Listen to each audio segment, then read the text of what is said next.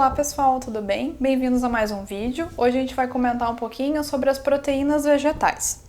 Quando a gente fala de proteína, normalmente as pessoas sempre pensam em carne, em ovos, leite, em derivados ou mesmo no whey protein. Mas a gente sim tem fontes de proteína no reino vegetal. E essas fontes são bem interessantes, inclusive para pacientes vegetarianos, e a gente vai comentar um pouquinho dos cuidados que a gente tem que ter e as diferenças. Normalmente, as proteínas, tanto as vegetais quanto as animais, elas são formadas de partes menores, que são os aminoácidos. É como se a proteína fosse um quebra-cabeça montado e esses aminoácidos são cada uma das pecinhas que vão tornar, então, a peça completa. Normalmente, a gente tem um certo mito de que as proteínas vegetais são incompletas. Por que se diz isso? Justamente por essa composição diferente de aminoácidos, então dessas partezinhas menores, em relação à proteína animal. As proteínas vegetais, elas têm aminoácidos limitantes. Então, normalmente, o que seria isso? A gente tem um grupo de aminoácidos essenciais e não essenciais. Então, esses não essenciais são aqueles que a gente não precisa consumir na nossa alimentação, porque a gente consegue, através de outras fontes, produzir no nosso corpo. E os essenciais são aqueles que obrigatoriamente a gente tem que consumir todos os dias através da alimentação, porque a gente não consegue produzir no nosso corpo.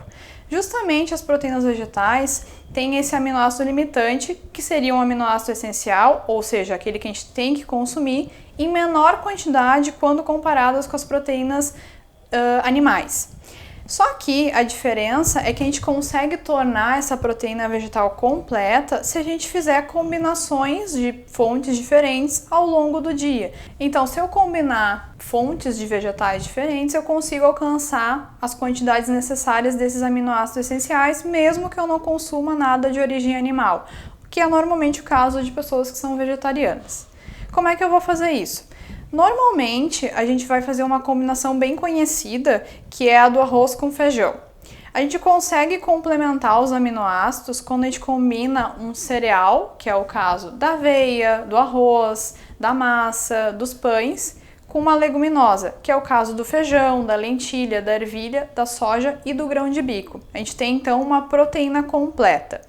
Esse é um dos exemplos que a gente pode utilizar, mas o que a gente pode fazer também para priorizar proteínas de boa qualidade na alimentação vindos do reino vegetal?